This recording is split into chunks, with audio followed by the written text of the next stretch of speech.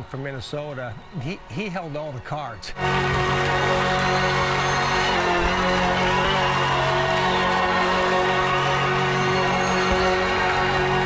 I've always grew up watching the Twins, and it's just like a perfect fit, I guess. Dearly beloved, we're gathered here today to do this thing called life. Electric word, life, it means forever, and that's a mighty long time. But I'm here to tell you, there's something else. The afterworld.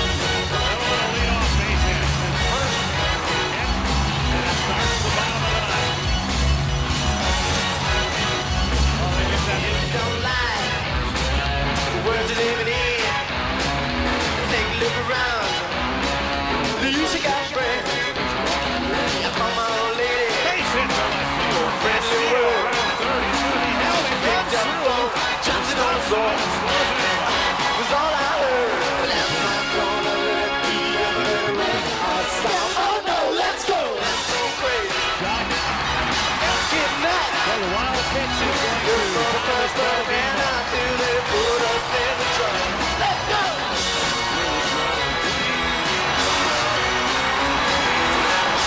Ground ball up the middle. Knocked out by Homage. Over to Noah. The throw. All excited. Can he score? But don't know He's why. out. Oh, what a play by Baby's Noah. caught. I just made. Right. Did you see what I did right there? Ball hit the bricks. I didn't even look and put my glove out, and it went right into my glove. Yeah, it's a good play. They live now. For the grim reaper come knocking on your door. Tell me, how we gonna let the other right now stop? Oh no, let's go! It's so crazy. Let's get nuts.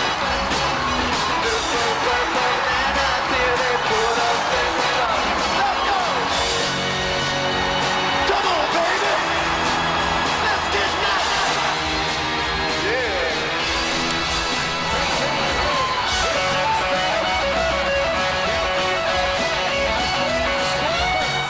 I love putting on the Minnesota Twins uniform, and I'm just really thrilled to be able to do this for the rest of my career.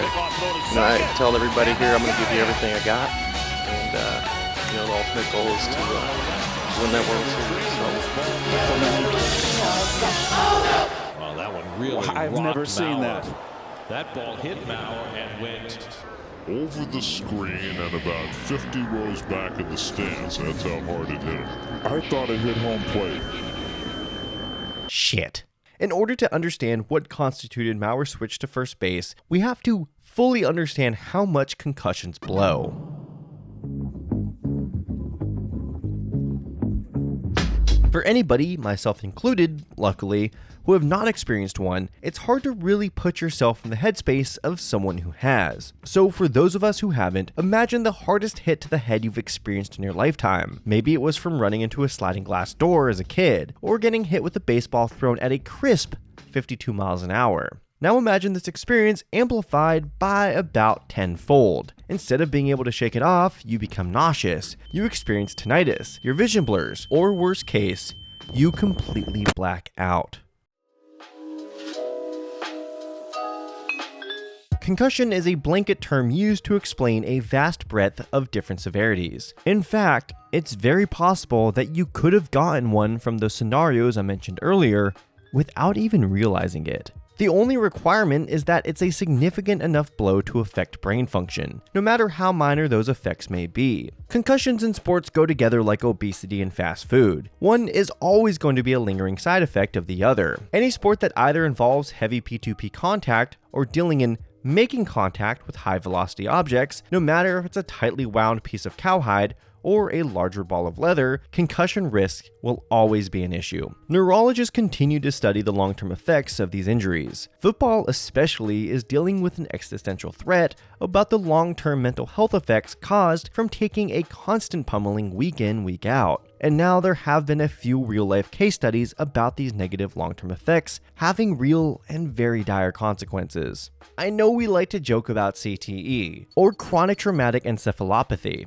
but this is a very real issue that has most likely affected a disturbing number of athletes, and football isn't alone. One real-life case study in Major League Baseball came from former utility player Ryan Freel. Freel retired a year after experiencing concussion symptoms in 2009 after a ball hit him directly directly in the head during a pickoff attempt. He had previously suffered a concussion in 2007. 3 years later, he would die of a self-inflicted gunshot wound. His family donated his brain to Boston University, in which they determined he had stage 2 CTE upon his death. Now, luckily in baseball's case, Friel's tragic story is something of an anomaly. Unlike soccer or American football, getting the lights knocked out of you isn't a part of the job description, more of a freak occurrence that can be avoided. That is, unless they're a catcher.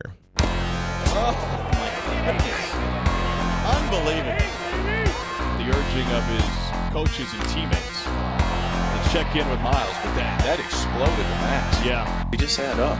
You know, it's not that there's one in particular. I mean, some hurt more than others, but just after a course of them adding up, you just don't feel right. In Mauer's case, after suffering that concussion on August 19th, 2013, his third in the majors, albeit his first while actually behind the plate, he would experience life-altering symptoms for the next few months, including but not limited to sensitivity to light, irritable moods, and intolerance to loud noises.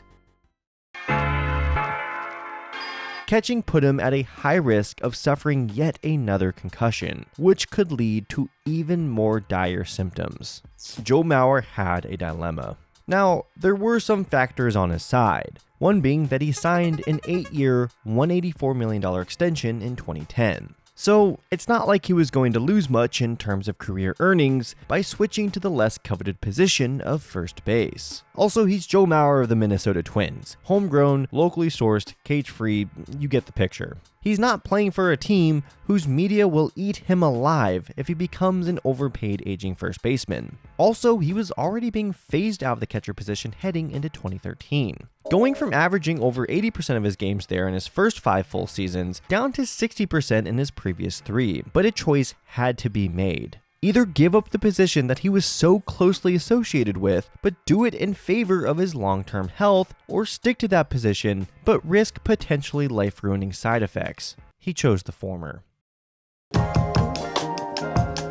The Twins were supportive of either decision, and I like to think even the most cynical of us wouldn't accuse them of secretly wishing he'd suck it up and stick to catching. After all, they have a bounty of wonderful options. Oh my god, they're screwed.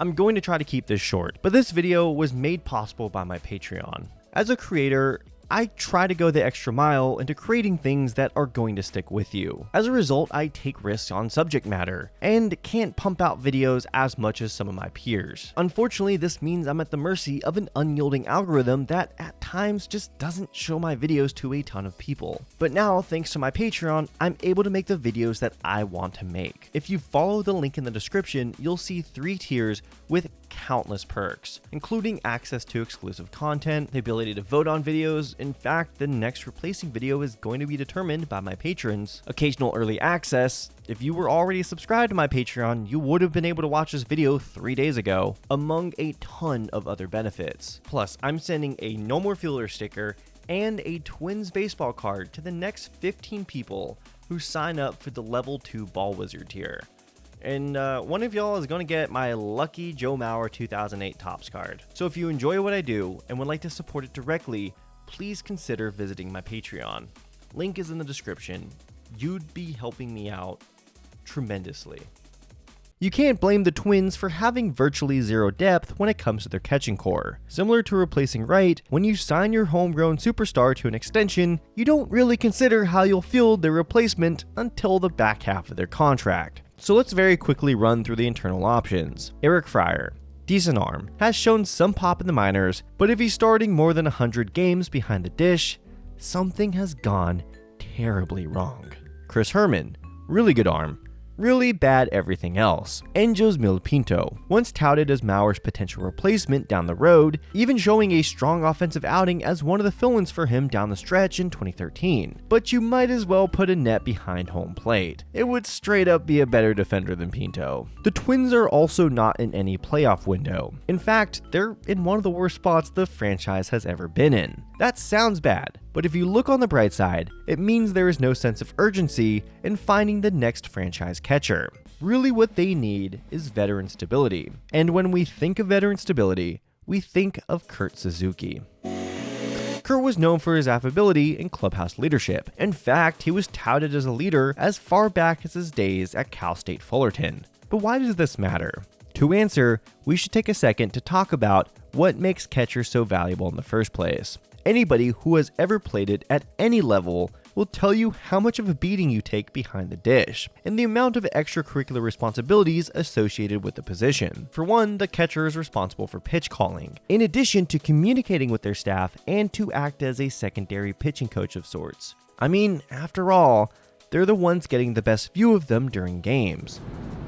Catchers also have to worry about framing, or basically manipulating umpires into thinking fringy balls are strikes, in addition to making sure pitches being thrown with spin rates that could only be replicated by the Large Hadron Collider don't get past them, and that runners that could have competed in the Olympics if they had slightly worse hand-eye coordination can't advance 90 feet while Dopey McLester here takes his damn time throwing the perfect pitch. This is why it is generally accepted that if you can do all these things well, you don't necessarily need to hit in order to be valuable. This is why catchers typically produce the lowest offensive output out of any non-pitching position. What made Joe Mauer so special is that he fulfilled every requirement in the catcher starter pack while moonlighting as one of the best hitters in the league. He might not have been the best at controlling the running game or at blocking pitches, but he was more than serviceable in those two categories. And according to framing data backdated to 2008, he was one of the better framers in the league. So to properly evaluate Mauer's errors, I have devised the catcher's hierarchy of needs. The rules are simple by design. Either they fulfill a need or they don't. But I'll take exception if one part of their game is so bad that it renders the others mute. At the bottom and most valuable, we have blocking. I mean, catchers need to be able to catch, right? It's literally in their title. Maybe it's an overly simplistic distillation of the meaning, but I'd rather a catcher who sucks at framing but isn't letting every ball in the dirt get past them than a good framer who was born without kneecaps. That being said, framing is still very important, and it's my second need. Third, we have managing the pitching staff. This is kind of hard to quantify, so I'm just going to take any twin starter who threw more than 100 innings in a season and take each catcher's career TOPS minus with them, average it, and if it's below 100 then I'll give them the points. This isn't perfect, but you're asking me to quantify an intangible. This is the best I got. Then we have controlling the run game. And finally, the self-fulfillment need for a catcher, offense. You give the Twins an above average bat for catchers that season, you got the points. Each need is scored at so, and of course Joe Mauer gets a perfect 15 for every season he played. So let's talk some Kurt Suzuki. Kurt was born in Wailuku, Hawaii, the second mention of that town on this channel. It's crazy. Growing up, his first love was actually soccer, but it became abundantly clear that Kurt was born to be a baseball player, and more specifically, a catcher. He was given the Johnny Bench Award after his senior year of college, and was drafted in the second round by the Oakland Athletics. Kurt had established himself as being a tale of two players. Offensively, you knew you were going to get a serviceable hitter. Defensively though, he was all over the place. Some years he looked elite, while other years he looked awful. Same could be said for his management of the running game. However, his framing was all-time bad and showed no signs of improvement. The Twins knew they weren't getting Mauer V2 when they signed Suzuki to a one-year $2.7 million deal in January of 2014, but they didn't need Mauer V2. They still had Mauer V1, even if he lost a few key features. They just needed a catcher, someone who would give them 100 plus games behind the dish. In fact, they added playing time incentives, not performance incentives, into his contract just to establish how much they really just needed a catcher. Suzuki could make an extra $500,000 in 2014 as long as he started at least 115 games at the two. On replacing Mauer, Suzuki made it clear that he was going to do his own thing, but that he would lean on Mauer for advice when it came to managing the pitching staff. Unlike David Wright, who did what he could for the incumbents while trying to rehab what ultimately was a career-ending injury, Joe Mauer was right there suiting up alongside his replacement. I find it strange then that Kurt Suzuki did a pretty good Joe Mauer impression at the dish, at least in the first half. By the All-Star break, Suzuki led all qualified AL catchers in WRC+. Yeah, his power was non-existent, but he was getting on base. and that's what the in-crowd enjoys.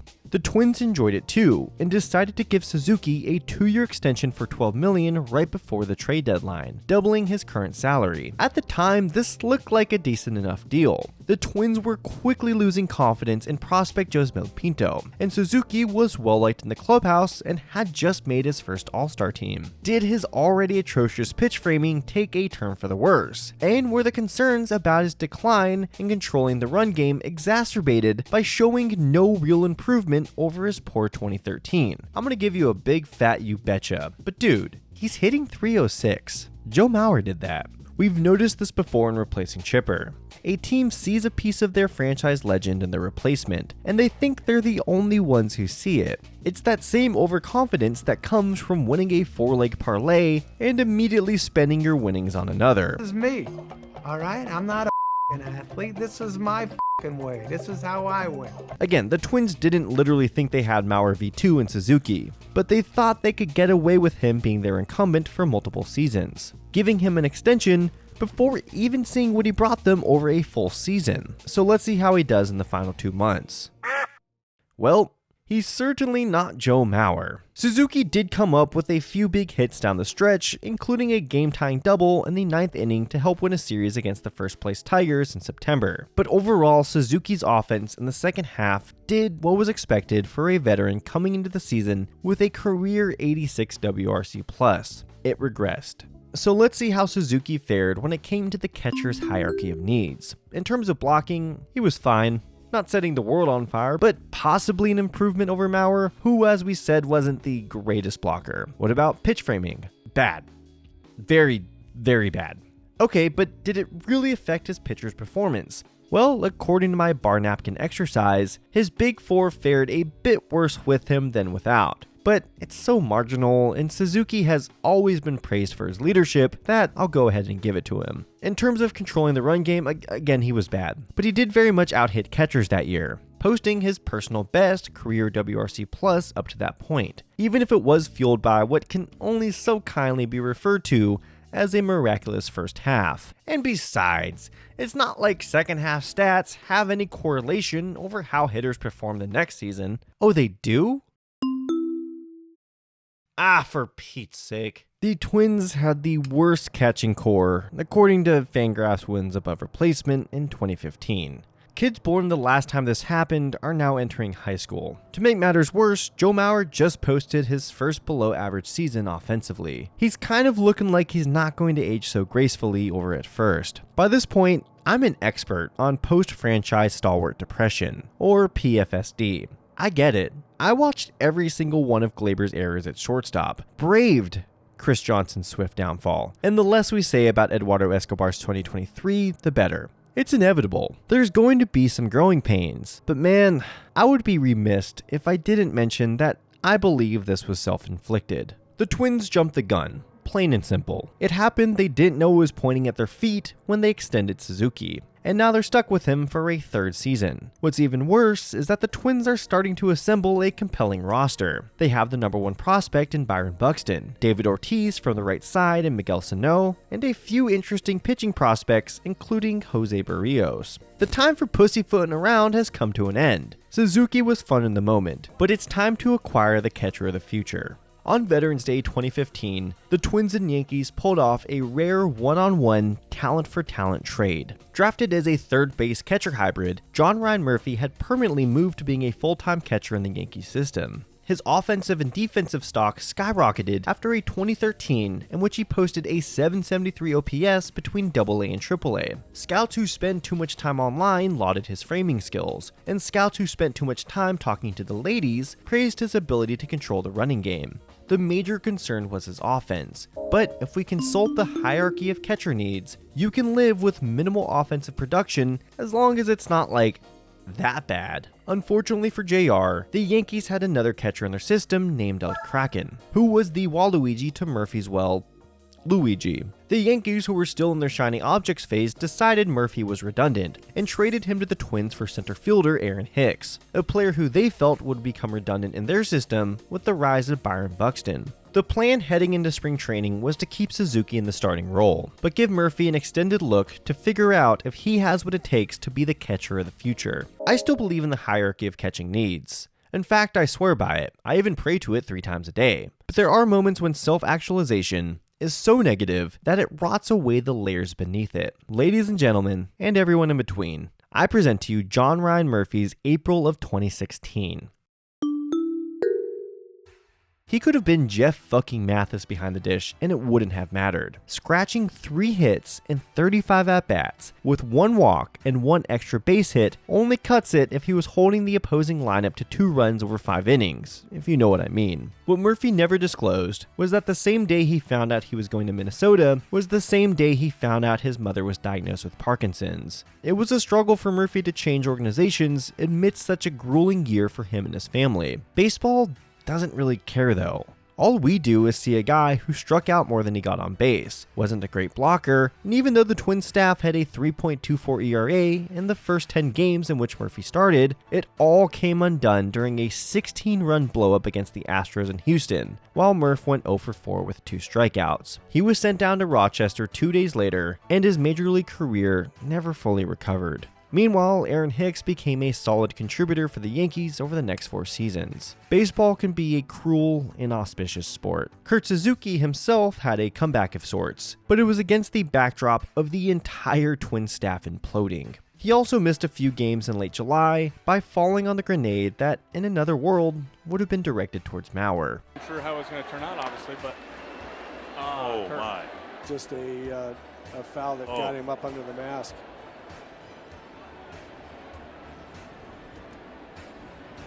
Not to sound too glib, but the team was probably relieved that Suzuki didn't reach the 475 plate appearances that would have triggered a vesting option for 2017. In fact, I don't want to accuse them of anything, but what would you do in their position? Because for the first time in 3 years, the Twins had a much needed fresh slate at the catcher position. Everyone enjoys a fresh slate. Just ask Jason Castro circa 2016. He was one of the most entrenched players in the great Astros rebuild of the early 2010s, and one of their only bright spots. He made the All-Star team in 2013, which I know you could joke about there being slim pickings on the Astros roster, but in my mind, it was well deserved. He was showing signs of major improvements in framing heading into free agency, but the Astros cut ties with him in favor of bringing in veteran Brian McCann. Castro, who was silently one of the best catchers in the league according to F-WAR, liked the idea of heading to a team with the cerebral Mauer able to impart wisdom on a moment's notice. On November 30th, 2016, the 2 parties agreed to a 3-year contract worth $24.5 million.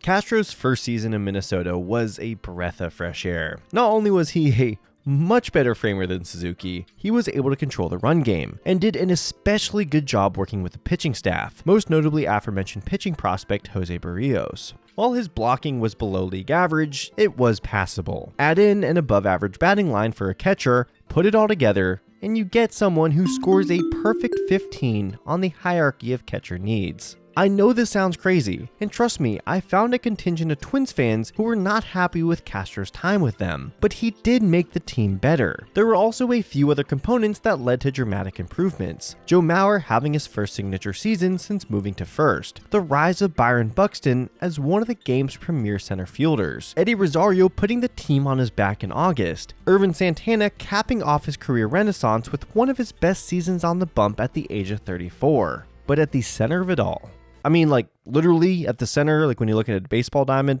Anyway, at the center of it all was Jason Castro. Now he has the ability to do something that Mauer never achieved as a catcher, winning a single playoff game. Mauer was not on the 2004 Division Series roster, like just look it up. To raise the stakes, the Twins find themselves in a single elimination wildcard game at Yankee Stadium. Because time is a flat circle, this was the same setting the Twins found themselves in last time they were in the playoffs 7 years ago. The only player remaining from that team is Joe Mauer. This is a franchise that has acted as a little brother to the Yankees during a playoff losing streak that is starting to attract national interest. The Twins jump out to an early lead in the first on homers from Brian Dozier and Eddie Rosario. They look to be in potential putting the game out of hand in the first mode when a single and double knock Yankee starter Luis Severino out just 6 batters into his outing. After a Byron Buxton strikeout, Castro comes up with the chance to make this a 2-swing game. He strikes out on a ball that was called a strike 2 pitches earlier. Damn. Well, let's see if Castro can steal that same call. Start the next night in a playoff game. Well, shit. Big Twins, Yankees threaten. And the pitch rocked to right field. Hit hard down the right field line. It's gone. Gardner with a line to left field and deep. Gone. Not thinking too far ahead at all. And they're on their way.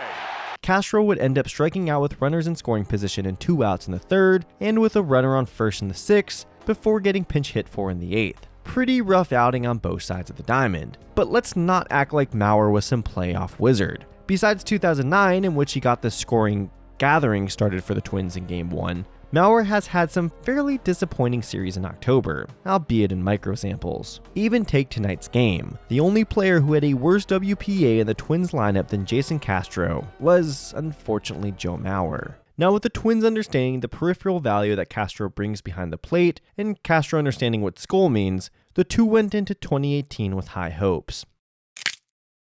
Ah, shit. Yeah, one thing I haven't pointed out is up to this point, the Twins have had some fortunate strokes of luck when it comes to avoiding major injuries to their primary catcher since Mauer's concussion. And now Castro just tore the meniscus in a knee that already has a reconstructed ACL. So the Twins are going to have to get creative. Step right up, because tonight, the city of Minneapolis, I got it right this time, I know Minnesota's a state, the city of Minneapolis is going to ask if you have what it takes to catch for the Twins. Our first contestant is Bobby Wilson. First off, great baseball name. He's something of a journeyman 3rd string catching veteran. He's got a little Crash Davis in him. He did know. How? I told him.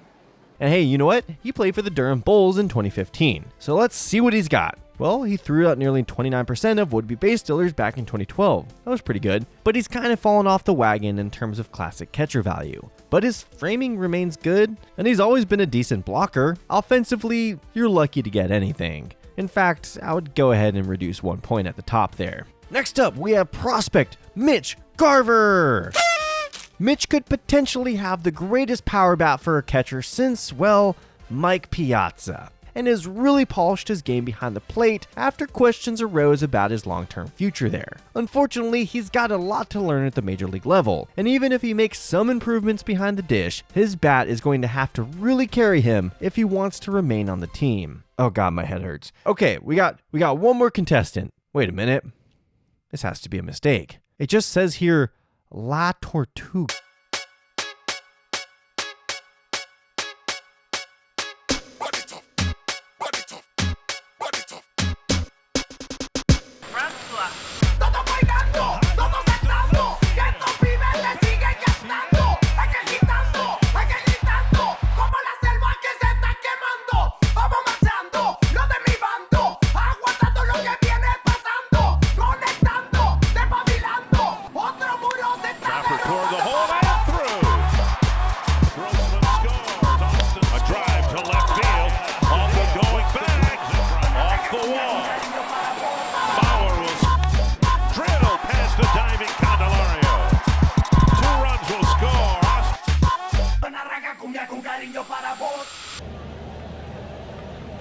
Well, that's no way to treat your catcher. That was fun. We should never do it again. But hey, why not make like Prince and go crazy? There were a few other catchers who filled in, but none were as important as the man who started all of this.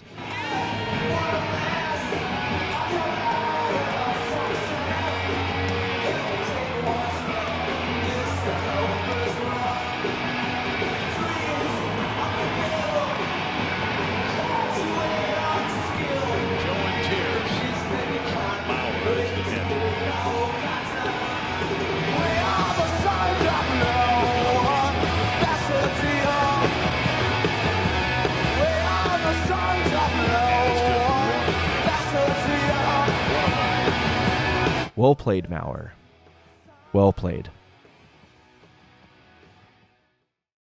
Now we're truly in the Wild West. A new era is upon us. With Maurer retired, it is up to this new crop of backstops to lead the way and hold down the fort without the wisdom from their catching sage. With Castro recovering from knee surgery and Garver still finding his footing, it's going to be a long road before this core is able to, whoa, what the fuck? In context, looking at these numbers is shocking. What's even more shocking is that when you look at their hierarchy of needs, they're not scoring all that high. But the way in which Garver, Castro, and sometimes Astudillo were deployed by new manager Rocco Baldelli has to be one of the most brilliant uses of a catcher tandem I've seen in quite a while. Hear me out here. In Castro, you have a defense-first backstop. Even though his metrics slipped a ton in 2019, possibly lingering effects from his knee surgery, he still knows how to lead a pitching staff and is still an excellent framer. In Garver, you have what will become one of the greatest power-hitting seasons we've ever seen from a catcher. Don't believe me? Just look at the top 50 isolated slugging percentages for catchers all time. The only one who has Garver's 2019 beat is Javi Lopez's 2003, and even then, Garver has the slight edge in at-bats per homer. And in Willians Astudillo, you have a solid contact hitter who will do anything to reach base. What Rocco Baldelli does is starts and subs them out mid-game depending on what his team needs. Down in a close game after getting the defense you need from Castro, sub an Astudillo or Garver. Got the offense you needed from Garver, but need a good pitch caller and framer to close out a close game? Bring me Castro. Take April 2nd for instance. In a relatively low-scoring game for 2019, they get the defense they need from Castro, before subbing him out for Astudillo, who wound up singling and scoring the game-winning run in the 10th. Or on May 14th, when after getting a huge 2-run homer from Garver in the 3rd, sub him out for Castro in the 9th. He even steals a strike before the Twins broadcast even has time to introduce him. Or even that infamous July game against the Yankees, when Garver pinch hit for Castro during the slugfest and drew 2 key walks. I know they didn't win that game, but Baldelli used his options masterfully. He stuck to a more regimented catching schedule as the season wore on. But it's this kind of in-game decision making that, in my mind, is why Rocco Baldelli won AL Manager of the Year that season.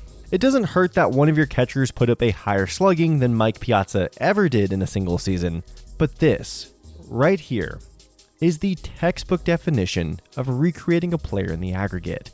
Even though Joe Mauer was never coming close to hitting 44 homers in a season. This is how Twins catchers scored the 3rd most runs in a single season this century, behind the Twins catching core in 2012 and 2013, both led by Joe Mauer and Ryan Domit. This Twins roster, on the backs of setting the all-time home run record thanks to 5 separate players including Garver reaching the 30 homer plateau, won 101 games, the most in franchise history since 1965. In Game 1 of the ALDS against the Yankees, Rocco Baldelli did something kind of interesting. He hit Garver leadoff. This was something he was experimenting with down the stretch, and Garver seemed to love it. Unfortunately, that leadoff magic was not present in Game 1. Mitch Garver had about as bad of a game as one could wish upon their worst of enemies. He went up to the plate 5 times and couldn't even get the ball past the infield. To add insult to injury, he let a pitch get by him in the 5th, allowing the runner to advance. Even though it was charged to the pitcher as a wild pitch, it seemed like a ball Garver should have been able to handle. What is indisputable is the fact that the Yankees stole off him 3 times in the 7th inning, including a double steal. He would bounce back in Game 2, but the damage was done. And the Yankees were all over the Twins pitching staff, and the Twins offense, who over the season averaged almost 6 runs a game, could only manage 7 runs in a 3-game sweep. The playoff winless streak continues. Before we continue, I do want to bring on a special guest to give context to the season that we all just witnessed. Hello, is this Brandon Warren, former writer for Fangraphs, The Athletic, currently with Access Twins? You got him. Is it true that one time when you were asked if you could be any superhero, your answer was Joe Mauer? 2007 was a long time ago.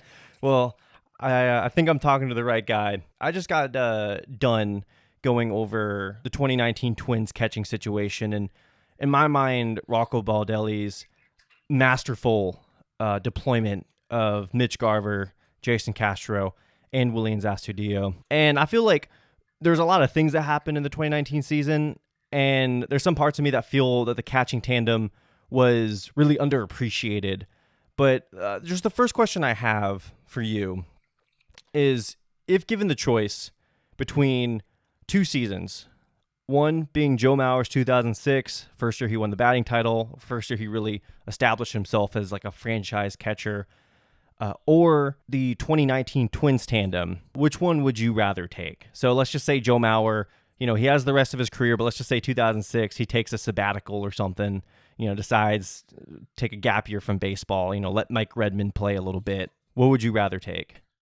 So I would take 2006 just because some of the things that Joe was doing were more or less unprecedented, or at the very least, like a testament to how difficult catching and hitting are at the same time. And so I guess it also just kind of depends on what school you're from. The newer school would be cool with the idea that you platoon guys to their strengths. And I would say I'm from that school. If I can pick one dominant guy versus two guys who together combined are very, very good, I'm just going to always take the dominant guy. And it's not by a wide margin, but it just, to me, is the more impressive season. Because I want to say he hit something like 347 that year. Next question, last question. Don't want to keep you too long. So we talked about Mitch Garver. Goes absolutely bananas in 2019. On a rate basis, one of the best power hitting seasons for a catcher ever. We're talking like better than what Mike Piazza has ever done in a single season, better than Johnny Bench. Like, he is in a league of his own, albeit, you know, he played only 96 games, but one of the most impressive seasons we've seen in terms of power hitting from a catcher. What was the consensus among Twins fans after that season? Is everybody cheering, like thinking to themselves, oh my God, we have like Mike Piazza basically? Or were some of the concerns about his catching game still popping through in 2019, even though he honestly improved a lot that year defensively? What was the consensus about Mitch Garver? Yeah, I mean, I think that it was certainly not the Piazza thing, just because Garver was always a little bit older than people realized too. If I'm not mistaken, he was in his age 27 season in 2019, and so it was more along the lines of, you know, he's good right now, but it's not the kind of guy you need to sign to like a long-term deal and build your offense around foundationally. And two, if it was as a catcher, you always kind of got that vibe that Rocco wasn't going to let anybody be out there, you know, 105, 110 games as a catcher, plus DHing, plus whatever else. And so as good as he was, there was kind of a sense of like, this could be as good as it gets. Yeah. So it's not that he didn't have a tremendous year, like you said, tremendous year. And, you know, if you extrapolate that out to even marginally closer to full time, you're getting life-shattering contract if you can do this on a regular basis. But at the same time, too, even though he had improved as a catcher, it wasn't quite to the point where you ever felt like he was going to be the guy back there. And actually, that's also part of why he was traded, as I understand it, was that it was between him and Jeffers, and they both wanted to be the guy, and so there was some unpleasantness there. And so the Twins went the route of the younger guy, and now that younger guy is kind of in that not twilight, but like he's in the, you know, the sink or swim part of his Twins career. You know, free agency's coming up here in not too long, and so it is kind of funny how these things are cyclical. Thank you so much for your time. Anybody who's watching right now, there's going to be a ton of Twins fans watching this, hopefully. Access Twins, sign up to the newsletter, and thank you so much. You bet. Thank you. 2020 happens. Garver, suffering from an intercostal strain, had himself an absolutely miserable stretch of games, but it happened in 2020, so it doesn't count. In 2021, he continues to battle numerous injuries to his shoulder, knee, groin, wrist, and back, but somehow managed to give them a productive season, even posting the best per-rate defensive metrics of his career, including in pitch framing. And this is where I present the big reveal. Since Suzuki's departure, the Twins have been among the top teams in pitch framing, despite the fact that, with the exception of Jason Castro, haven't employed many catchers known for this ability.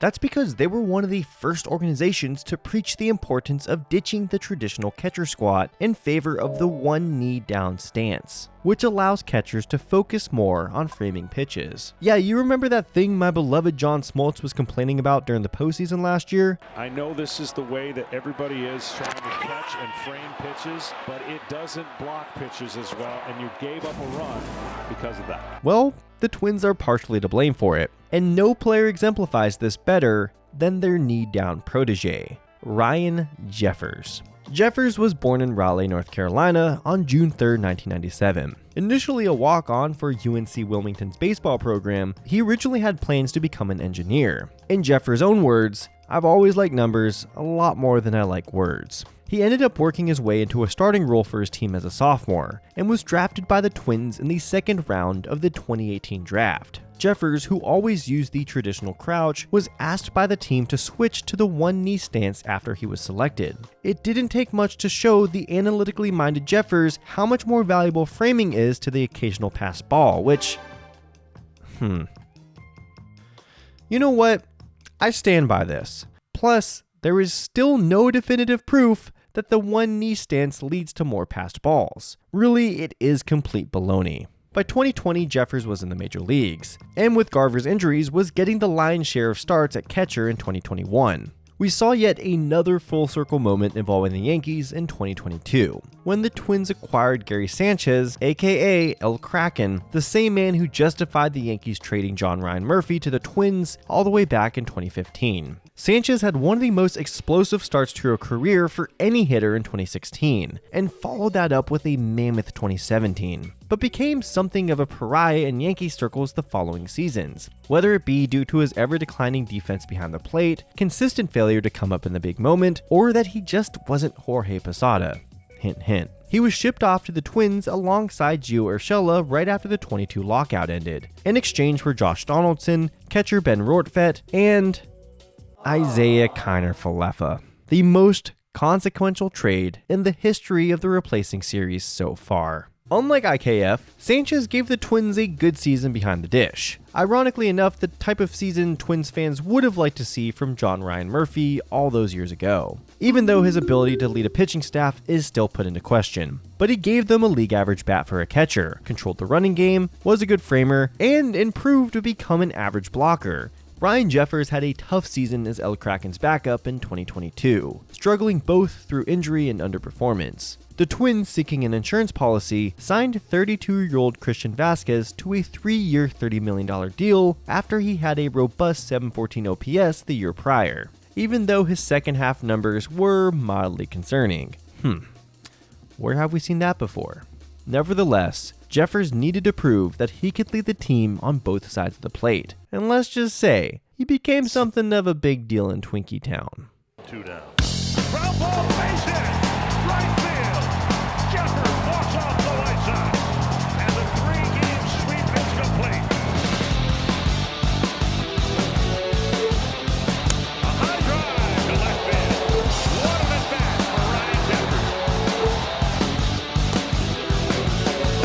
Indulgent conversation, 'cause you might learn a lesson.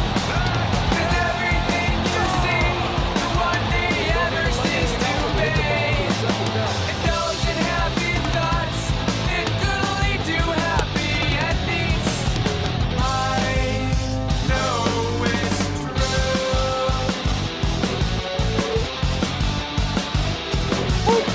Jeffers and Vasquez led the American League's best staff in 2023, and Jeffers especially showed a sixth sense in being able to get the best out of this rotation. The Twins finished first in the AL Central, but as the division winner with the worst record out of the three, they are forced to play the Blue Jays in the Wild Card Series. It is yet another opportunity for the Twins to get the monkey off their back. Their postseason losing streak has now reached a depressing 18 games. Mind you, the longest regular season losing streak in the modern era is 23 games. Twins fans witnessed Joe Mauer's entire career pass since their last playoff win. And here was Ryan Jeffers, who combined all the best parts from Twins catching past, whether it be Mitch Garver's power, Mauer's leadership and hitting ability, or Castro's pinpoint framing, leading the charge. And the 3-2. Strike 3, not go. And now when he's drilled deep to left field, going back for a show, turning, looking, see ya! And the 0-2, strike 3 call on a breaking ball, 2 down. And the 1-2. He goes around. And the pitch, ground ball right side, diving stop Solano. To his feet, feeds Durant, slips on the bag, and the Twins win the game. The Minnesota Twins win a playoff game. The Twins would get bounced by another familiar playoff foe, the Houston Astros in the ALDS, but not before a world-class outing from Pablo Lopez, aided by Jeffers' excellent pitch calling. Jeffers came out of the gate hot in 2024, even getting DH honors on his non-catching days, which were only previously bestowed upon the likes of Joe Mauer and Mitch Garver. He also got the entire team to rally around a sausage. The less questions I ask, the better. Unfortunately, Jeffers and the Twins spiraled in September in one of the greatest late-season collapses of the 21st century. The wound is still fresh for Twins fans, so I won't dwell too much on it. There are a few concerning developments in Jeffers' game. His pitch framing has declined as well as a few other defensive metrics, but he's still just 27 years old, and has shown an ability in the past to be excellent in all these categories. The fallacy of the replacing series is that there is no replacing someone like Joe Mauer. It was a storybook career that some fan bases may never experience. One that can be summed up in 5 words: local hero turned national superstar. Find me every instance in which that scenario played out. You don't just replace that. Mauer was already an anomaly with his talent, but in my mind, the Twins did a solid job filling in for his absence behind the plate. After getting drunk on Suzuki, they really cleaned up their act. And whether you like it or not, according to F4, the Twins received the 9th best production from their backstop since 2017. Are these the heights Twins fans experienced in Mauer's prime? No. But with Jeffers on his rookie contract until 2026, the future is bright for Twins catching. Will he ever be mentioned alongside Joe Mauer, or Brian Harper, or Butch Weiniger? Perhaps. He still has plenty of time to build his legacy. Being a key piece in ending the Twins' playoff losing streak is a good start, but in the end, there is no replacing Mauer. Super shout out to my patrons. First, we have Eric Reese, who is in fact my grandfather, which proves that you can both be a YouTuber and not a total disappointment to your family. We have Eric Nayer, Waters, Thunderstrike, Justin Seaman, Mark Nobile, pronouncing it like Mobile, Alabama. Maybe it's Nobile. Thank you, Mark. Sir Bumrush, Ransom True, Dr. Cornwater, who I know specifically wanted me to call him a ball wizard. So, Dr. Cornwater, you are a ball wizard. Vado _ still bangs _ 0, Amelie Rubert.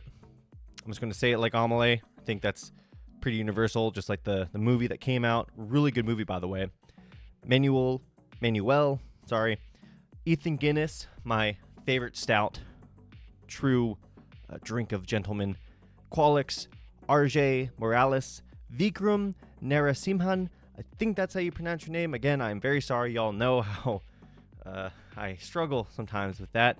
Team Walker, and my latest patron, my lovely girlfriend, Sophia Dent. Again, proving that you can both do YouTube and have something of a love life. It is true. I am living, walking proof of that.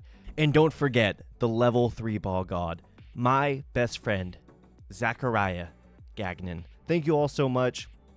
All the videos that I will be releasing this year and for years to come would not be possible without your generous support. So from the bottom of my heart, I thank you.